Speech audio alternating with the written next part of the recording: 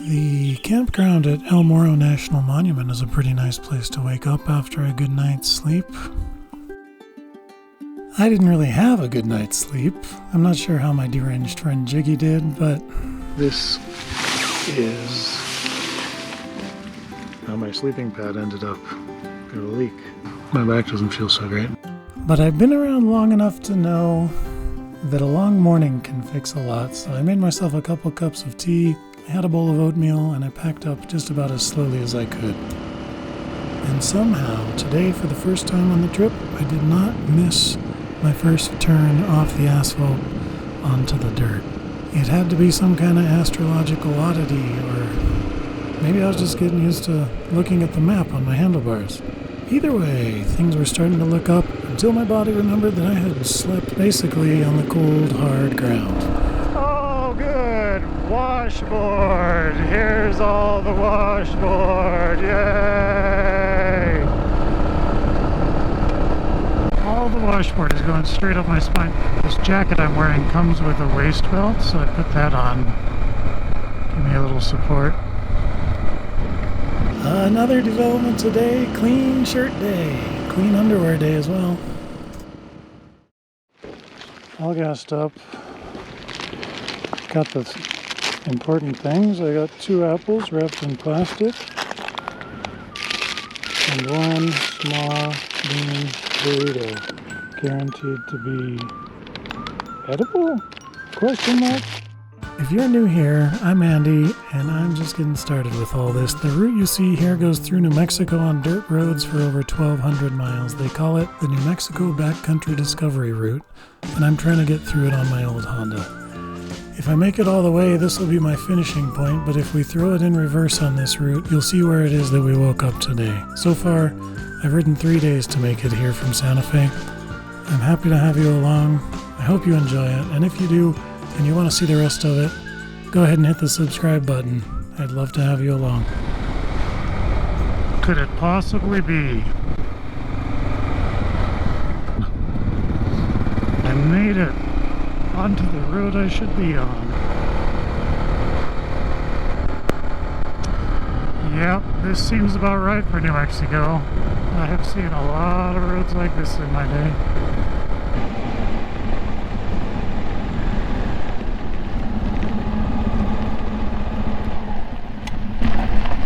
How you doing? Good. You like the BDR? Yeah. Yeah. You're the first person I've come across. I've been here, it was my 4th day. How's the section from Grants to Albuquerque? Grants to Albuquerque. So the first part of it is gorgeous. Fair amount of sand. How much sand? Not a ton, and it's not real deep. Okay. I'm new, so for me it was a thing, but I didn't drop it at all. Okay. I just got real squirrely. Okay. All right. All right. Cool. But I've never done. This is my first time. Okay. Doing anything like this, so. All right, well, good, good. Well, it's good to see you, man. Good luck. You too. Be safe, Have man. Fun.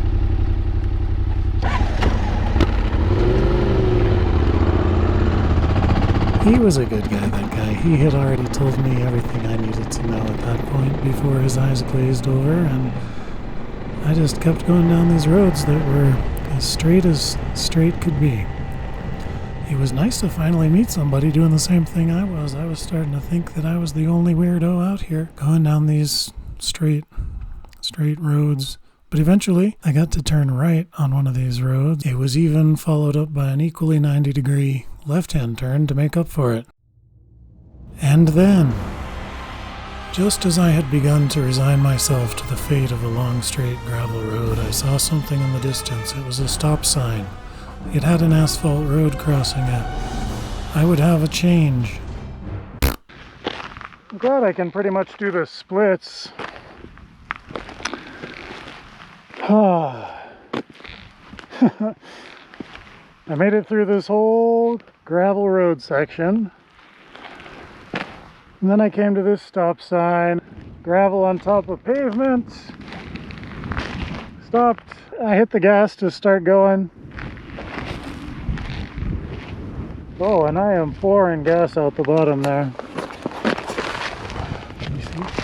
Holy shit. That's a lot of gas. I guess I'll get this up. So, I'll have to figure out how to fix this guy here that used to go into the bag right here, which broke on the other side the first time I dropped it as well. I gotta bend this shifter back is one of the main things. If you look at it from the top up here, you can tell that it is not where it's supposed to be, but luckily that is kind of meant to do that. This metal here, if it's hardened, will just snap, I've heard. This strap right here is a pretty easy fix. I'm just going to put it through this loop. That's what I did on the other side. When I fell on that, this webbing here just tore all the way down there. And so then I can just tighten the strap when that happens. And then if that breaks, then I can put it to this one as a last resort and then just throw all my shit away and keep driving. I don't know. I think I got a 50-50 shot. If this doesn't work, I've got some lock jaws. Oh, what about this?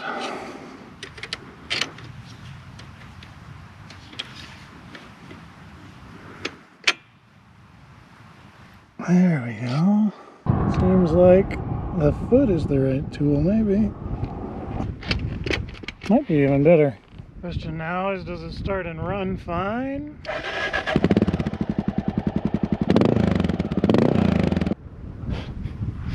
What a pain in the ass. I don't think I even hit the ground. I think I just did the splits on top of my bike. My foot got dragged out by the ground from underneath my bike, and then my my top foot went straight out.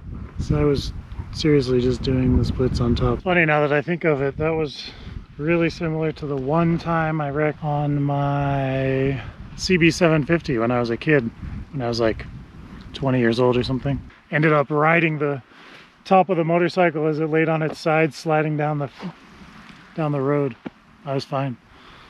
Bike was fairly banged up, but I got it back on the road. That thing won't quit. It's quit many times actually, but I keep bringing it back. All right, I'm okay.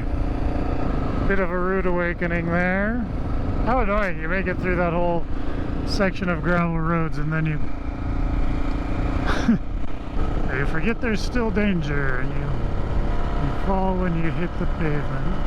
Very silly. But everything is okay. Oh man, I'm real spooked right now. Going slow. There is a whole lot of nothing out here. I gotta say, this leg, what leg am I on? 6? 7, 6. Is this 5?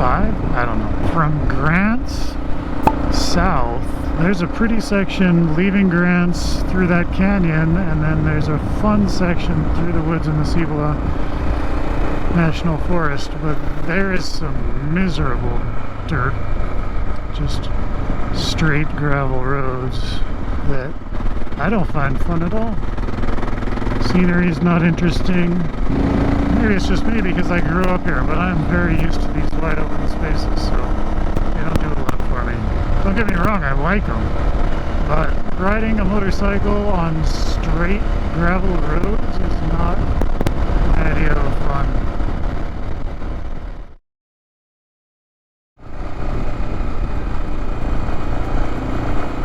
Oh my god, there's something to look at.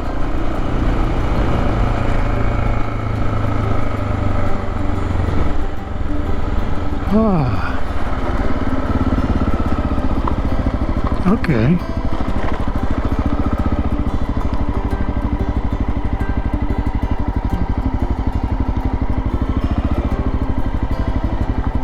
I'll give it to you there. That's pretty cool.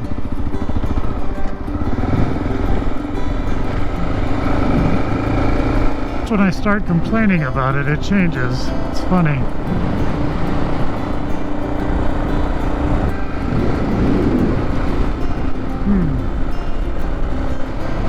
Woke me up a little bit. Good. That was very boring for a very long time. I'm sure it doesn't look like much on camera, but it is much better than it was. At least in the distance there's something happening. Just drive straight, that's all. Just keep going. Just keep driving straight. No problem. Forever and ever, just drive straight. I think that it is time to eat a chimichanga here. Find some shade first. Ah! Washboard. Still straight up the spine. I think I found the place to have a snack. What the hell? Oh, hopefully I can get back up this. Ah! That was crazy. Just ticked myself off up into second by accident. I wonder if that's because it's bent. Who knows? But look at that! Dude, what? On the map it says Zuni Reservation. So apparently that's what this is.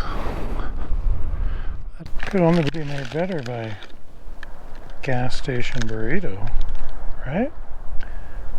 I call this a chimichanga. Dun dun. Where's the sun? There it is. Gas station chimichanga. With gas station taco sauce. It is just as one would expect. Lukewarm, filled with beans, topped with taco sauce. You know you're jealous. There was a strong taste of chemicals when I bit into this. Can you see that bike back there?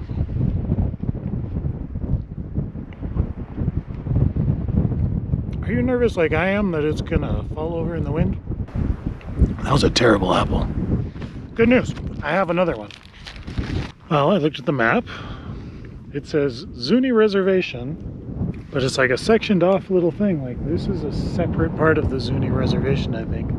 And I am on the point of interest on the map that says Salt Mine Overlook. Accurate. This is all I know about it. I don't know how far away the other Zuni Reservation is.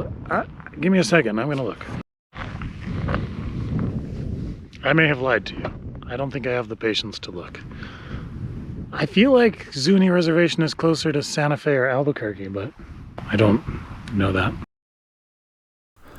I wouldn't leave you hanging like that. The story of this place is really cool. For over 1,000 years, people have been coming here from the Zuni Pueblo, which is about 60 miles to the north. They harvest this salt, but not just the Zuni people. It seems like most of the tribes in the area consider this place sacred, and they come to collect, use, and trade its salt. So much so that they agreed that the area surrounding the lake would be a neutral zone where all of them could come together without any conflict. But Jiggy's tired of hanging out here, so I'm going to run down this hill just so that I can get this amazing shot of me riding back up the hill. Or not. At least I got this shot of me not falling off the hill. I just got a little outside the lines. I survived. Hey, good job, Andy.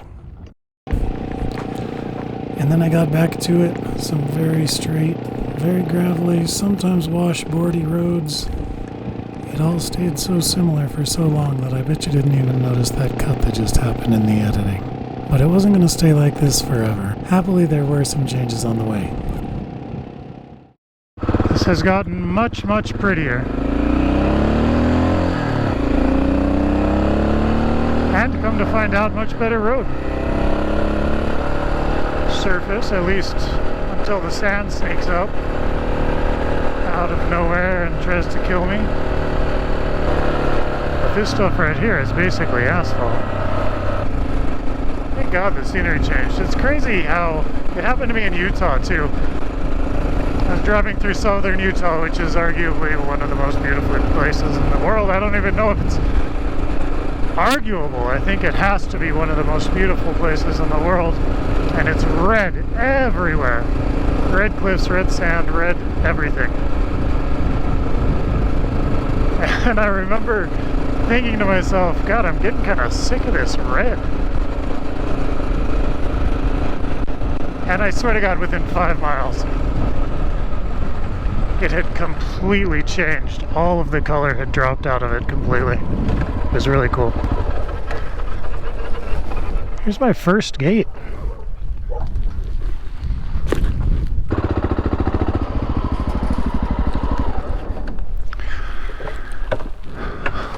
It's a nice backyard they got here.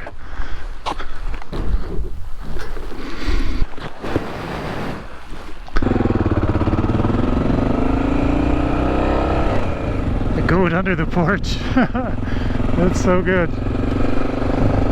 Anyway, right when I got sick of that red, I turned a corner and it was like all the saturation had been taken out in Photoshop.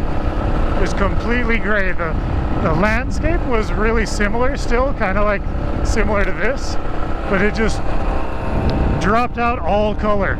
Everything was gray, all the sand, all the cliffs, all the bluffs, all the mesas. It was incredible.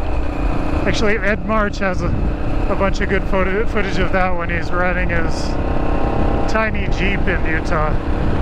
If you go to the channel C90 Adventures, fantastic channel.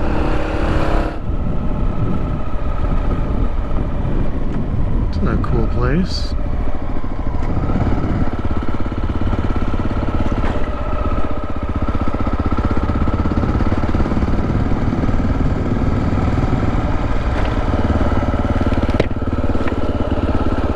Hey guys. Yeah. I love how lively calves are, and their parents just could not care less. They know they're gonna win that fight if I hit them. I think I've got a good chance for this to be the last day that I'm riding into the sun. I think today might not even be nearly as bad as yesterday. Well, yesterday had horrible dust in front of me with the sun, and not being able to find a place to camp, all kinds of things. But I think I'm going to start heading southeast maybe by tomorrow afternoon, which is fine with me because this afternoon sun is not the greatest for my eyes or for the camera either. This is what you get a lot of in New Mexico, is wide open spaces. I think it's one of the things that defines this place. It's not something you get very many places. You get it in a lot of the western part of the US, but for so many people on coasts or in mountains, just not used to being able to see for such great distances. And it really does something to your mind. Some people find it really settling. I really like it. Some people it makes them feel very small, and they don't love it. It makes them feel they're just reminded of their insignificance. I've always been comforted by my insignificance, knowing that no matter what I do, it doesn't much matter, and that we're all gonna die. It's never bothered me for some reason. It really does bring me some comfort somehow. If the existentialism is creeping in, it probably means it's about time to start looking for a camp. I bet I'm getting tired. I look at my map and I'm pretty close to the northern boundary of the Gila National Forest. I did take the time earlier today to make sure that I could camp anywhere in the National Forest, so that's the plan. Just gotta get over the border and then I can pitch my tent wherever I like. See if I can find a place on this meadow to camp. Keep my altitude down. Probably go over to the tree line, I guess. You can tell already it's gonna be chilly, but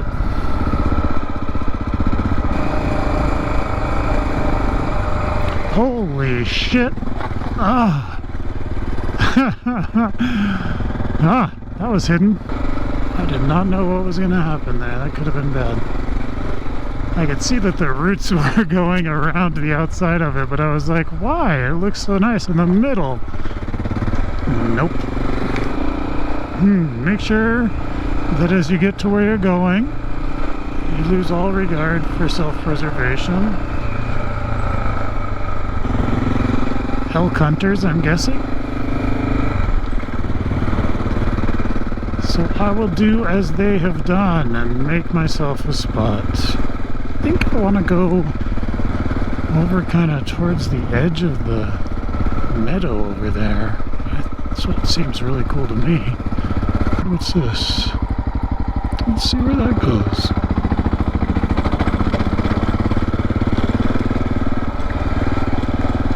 Oh, this looks promising. I like this.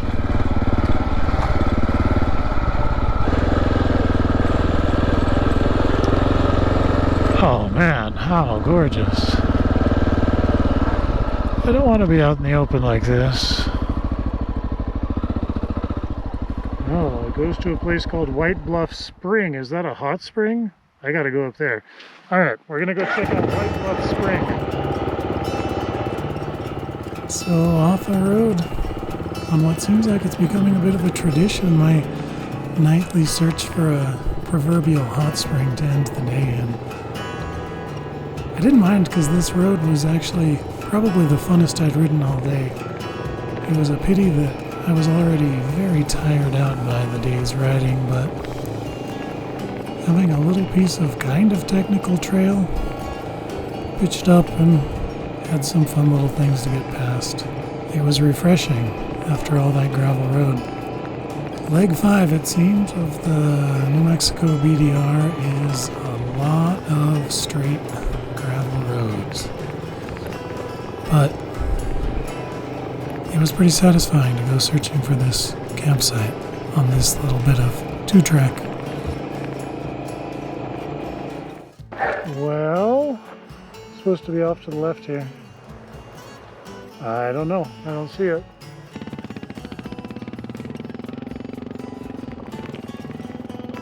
The truth is, I could have found a flat spot at any point along this road and just set up my tent, but I wanted to look a little bit more for this spring, and I'm kind of glad I did because the road pitched up and got a little more rutted, a little harder to ride, and I passed a couple things that were a little challenging to me. It was kind of a nice way to end the day. Ah! That was a good save for me. I thought I was going in that deep rut. I was gonna go straight into a rock, but I throttled out of it and could just barely stayed on the edge of the top of it.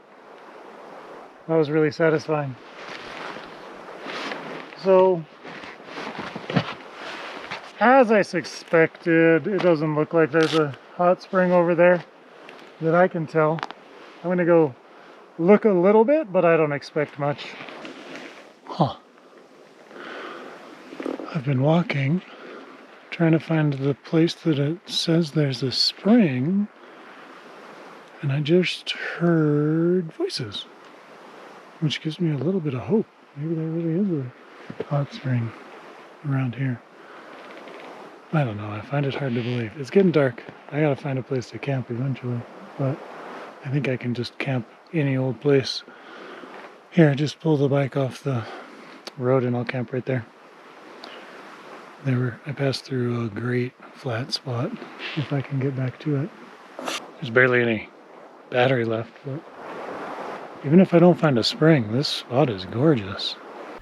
I never did find a hot spring, but I found a cute little flat spot and put my tent down on it. Got too tired to film and my batteries were dead anyway, but I made dinner and got to bed.